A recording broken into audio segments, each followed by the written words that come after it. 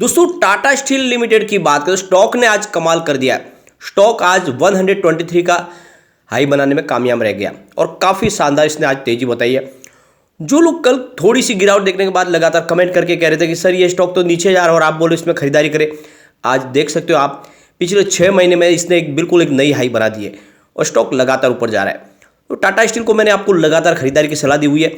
ये स्टॉक वाकई में मजबूत है और अब सीएलसी ने भी अपने रेटिंग को अपग्रेड कर दिया है। यहाँ पे एमडी टीवी नरेंद्रन की तरफ से भी एक बहुत बड़ा बयान निकल कर आया जिसके बहुत सारे मायने हैं। यहाँ पे ये बात तो ज़रूर है कि इस बार Q3 में आंकड़े कुछ दबाव में दिखाई दे सकते हैं। इसके पीछे यूरोपियन मार्केट के अंदर दबाव देखने को मिल रहा है, लेकिन डोमेस्टिक मार्केट में काफ़ी अच्छा किया यह टाटा स्टील ने, लेकिन उसका इफेक्ट तो थोड़ा सा देखने को मिल सकता है। लेकिन पिछली बार जितना रिजल्ट खराब होने की इस बार संभावना बहुत कम है। अब यहाँ पे एक और उन्होंने बड़ी बात की है, क्या है वो बात उसको भी समझेंगे इस वीडियो के माध्यम से। साथ में टाटा मेटालिक्स का रिजल्ट आ चुका है, उसको भी देखेंगे और आगे में टाटा स्टील में कहाँ तक तेजी बन सकती है और क्या इस समय इन्वेस्टमेंट करना चाहिए। वैसे अगर आप देखें तो टाटा स्टील में मैंने आपको लगातार खरीदारी की सलाह दी हुई है। जब Q2 का रिजल्ट आया था उस समय सब लोग बोले थे कि इसको बेच के निकल जाओ, ये स्टॉक अब बहुत नीचे जाएगा। कुछ लोग इसके 90 के टारगेट दे रहे थे, कुछ लोग इसके 85 के टारगेट भी दे रहे थे, लेकिन मैंने उस समय भी आपको कहा था कि इस रिजल्ट के बाद भी आपको इसमें बने रहना है। आपको आने वाले समय में ये 2 डिजिट में जाता हुआ दिखाई नहीं देगा, बल्कि ये 3 डिजिट में ही ट्रेड करेगा और बिल्कुल वैसा ही हुआ। स्टॉक भले ही थोड़ा सा नीचे गया, लेकिन उसके बाद में जैसे ही मौका मिला स्टॉक फिर से ऊपर की तरफ जाने लगा और अब आप देख सकते हो 120 को इसने क्रॉस भी किया है। तो वाकई में टाटा स्टील मजबूत है। आने वाले समय आगे इसमें और पॉजिटिव संभावना बन सकती है। इन सारी बातों को समझेंगे इस वीडियो के माध्यम से। सबसे पहले आज के ट्रेडिंग को डिस्कस करें। स्टॉक ओपन हुआ 120 पर और लो 120 का ही है। कल की क्लोजिंग 119 की थी, यानी पॉजिटिव शुरुआत हुई। 123 का इसने हाई बनाया और अंत में क्लोजिंग 122.20 पर हुई। 2.39% की शानदार तेजी के साथ में इसने क्लोजिंग दी है। अब पिछले एक साल के हिसाब से स्टॉक में हमें 1% की तेजी देखने को मिली, यानी जो गिरावट थी वो सारी थम चुकी है। 120 के आसपास स्टॉक था एक साल पहले, तो अब आप समझ ही सकते हो कि प्राइस वो आ चुके जो एक साल पहले थी। पिछले 6 महीने के हिसाब से स्टॉक ने 32.90% का ज़बरदस्त रिटर्न दिया है। 92 के आसपास स्टॉक था 6 महीने पहले, और आप ये देख ही सकते हो कि पिछले 6 महीने में इसने एक बार फिर से हमें पुरानी हाई के आसपास स्टॉक आपको जाता हुआ दिखाई दे रहा है। अब यहाँ पे अगर हम इसके 1 मंथ के भी रिटर्न की बात करें तो यहाँ पे 9.30% की अच्छी खासी स्टॉक तेजी दिखा रहा है। 111 के आसपास स्टॉक था, और अगर हम इसके 5 डेज़ के रिटर्न की बात करें तो 3.60% का रिटर्न देखने को मिल रहा है। तो काफ़ी शानदार रिटर्न दे चुका है। अब यहाँ पे स्टॉक आप देख सकते हो आज इसने 123 की हाई भी बनाई और यहाँ पे स्टॉक काफ़ी अच्छा है। 5 जनवरी को ये 116 के आसपास था, तो उस हिसाब से देखें तो स्टॉक ने काफ़ी शानदार रिटर्न किया है। ये आप देख ही सकते हो 10 से 12 दिन में हमें 116 का स्टॉक 123 तक जाता हुआ दिखाई दिया। काफ़ी अच्छा रिटर्न दे चुका है। और यहाँ पे अगर आप देखें तो 21 दिसंबर के आसपास ये 109 के आसपास था, उस हिसाब से इसने काफ़ी अच्छा रिटर्न दिया है। और यहाँ पे आप देख सकते हो कि स्टॉक काफ़ी समय तक आपको 115-16 के साथ आसपास दिखाई दिया। उसके बाद ये 119 के आसपास भी काफ़ी समय रहा, लेकिन फाइनली इसने 120 को क्रॉस करके बिल्कुल एक नई हाई बनाई रिसेंटली। अभी आज वॉल्यूम में ज़बरदस्त उछाल देखने को मिला। पिछले 1 महीने पहले इसका 6 करोड़ का वॉल्यूम था, 2 करोड़ की डिलीवरी उठाई गई थी। 1 वीक पहले 5 करोड़ का वॉल्यूम था, 2 करोड़ की ही डिलीवरी उठाई गई थी। कल 3 करोड़ का वॉल्यूम था, 1 करोड़ की डिलीवरी उठाई गई थी, लेकिन आज 7 करोड़ का वॉल्यूम आ, तो ज़बरदस्त वॉल्यूम में बढ़ोतरी हुई है। अब यहाँ पे कंपनी अपना रिजल्ट भी डिक्लेयर करने जा रही है।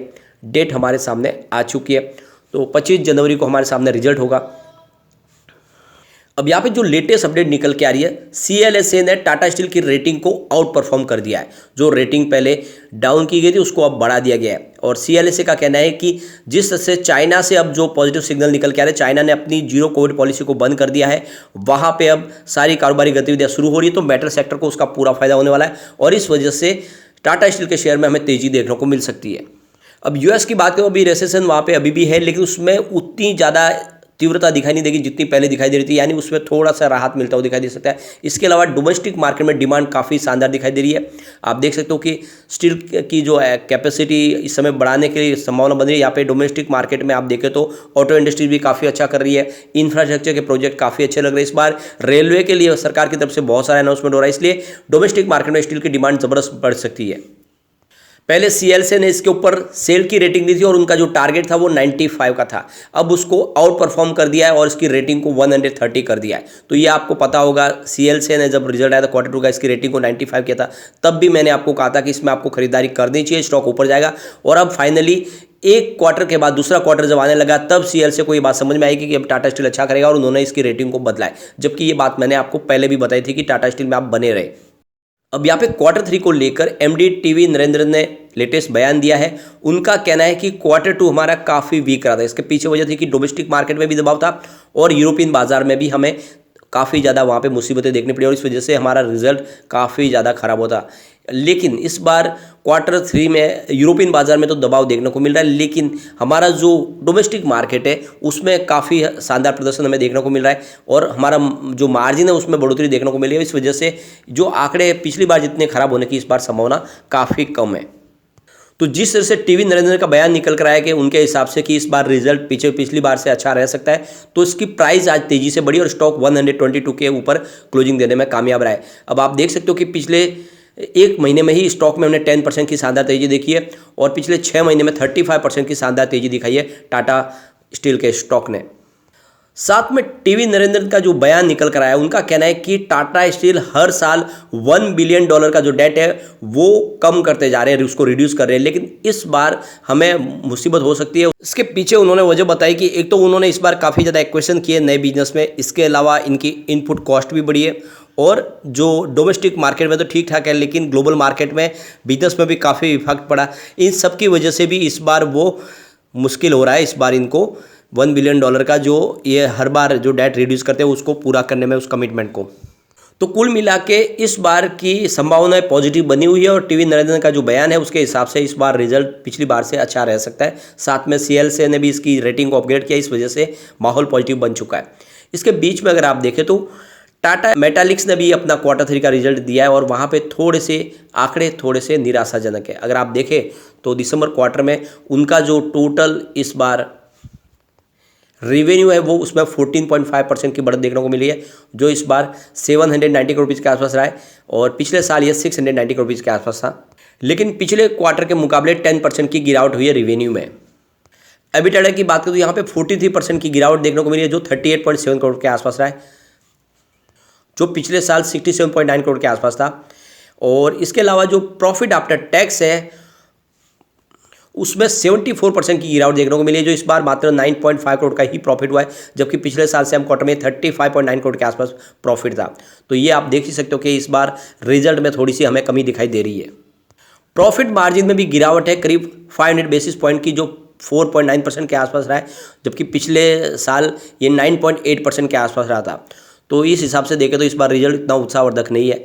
अब यहाँ पे अगर हम टाटा स्टील की बात करें तो टाटा स्टील में आने वाले समय डेफिनेटली तेजी की संभावना तो बनेगी और रिजल्ट पिछली बार से अच्छा होने की संभावना इस बार बिल्कुल है। उतना शानदार तो नहीं होगा क्योंकि यूरोपियन बाजार में अभी भी प्रॉब्लम है, यूएस मार्केट में अभी भी प्रॉब्लम तो बनी हुई है, लेकिन फिर भी डोमेस्टिक मार्केट का साथ मिल सकता है और इस वजह से आने वाले समय टाटा स्टील में एक शानदार तेजी बन सकती है। और इस गिरावट का आपको फायदा उठा के डिप में जितना मिले टाटा स्टील में निवेश जरूर करें। एक बार इसके पिवोट लेवल को चेक कर लेते हैं तो यहाँ से अगर गिरावट हो जाती है तो 118 का फर्स्ट सपोर्ट है, ये टूटा तो स्टॉक आपको 117 तक जाता हुआ दिखाई दे सकता है और स्टॉक यहाँ पर भी नहीं रुका तो फिर 116 तक जा सकता है। तेजी का माहौल बना तो 120 का फर्स्ट रेजिस्टेंस है जो ब्रेक हो चुका है, सेकंड रेजिस्टेंस 120.98 का है, इसको भी ऑलरेडी ब्रेक किया है और तीसरा जो रेजिस्टेंस है 122 का है, इंट्राडे में ये भी ब्रेक हुआ है। तो इसका मतलब स्टॉक बिल्कुल बुलिश जोन में है और इसमें आपको दाव लगाना चाहिए। मुझे लग रहा है इसमें जल्दी ही 130 की प्राइस हमें देखने को मिल सकती है जो सीएलसी का टारगेट है। लेकिन फ्रेंड, कोई भी इन्वेस्टमेंट करने से पहले अपने फाइनेंशियल एडवाइजर्स के बारे में ले ले या अपना खुद का रिसर्च करें, क्योंकि मैंने वीडियो आपके एजुकेशनल पर्पज़ के लिए ही बनाया। वीडियो पसंद आए तो लाइक से जरूर कीजिए और चैनल को सब्सक्राइब कर दीजिए। Thank you friend.